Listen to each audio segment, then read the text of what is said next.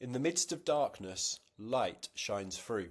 Sometimes it can be so bright it's almost blinding, like the headlights of a car coming towards you as you're driving along a dark road. Often, though, it's simply a glimmer, like the stars in the night sky.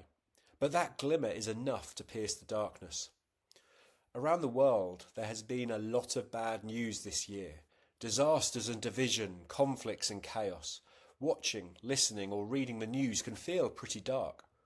I like to look out for the glimmers of hope, like a star that appears when the clouds part, like stars that pierce the darkness. In my role with Viva, it's a privilege to hear stories from our partner networks of churches and organisations around the world who are serving at-risk children and their families. Many of these children and families are struggling. Life is difficult. It's not fair. It's dark.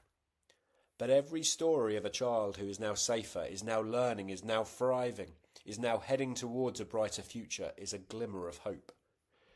Jesus teaches us to pray, recorded in Matthew 6 verse 10. Your kingdom come, your will be done on earth as it is in heaven. Every glimmer of hope is a little glimpse of heaven, a glimpse of God's kingdom, his will being done on earth as it is in heaven. So today, as you engage with the news, as you go about your daily life, look out for the glimmers of hope and thank God for each and every one of them. Let them remind you that light, not darkness, will win. We, though, should not just be observers of glimmers of hope. We should be bringers of hope. Our lives to others should be the glimmers of hope they are seeing. Jesus said, recorded in Matthew 5 verses 14 and 16, you are the light of the world. A town built on a hill cannot be hidden. Let your light shine before others, that they may see your good deeds and glorify your Father in heaven. This year, I was able to visit Viva's partner network in Nepal, Karnet. One of my lasting memories of that trip is when I visited a church on a hill and it was getting dark and the lights were on, so it was shining brightly. However, it was what they were doing to support children in the community that was the real shining light.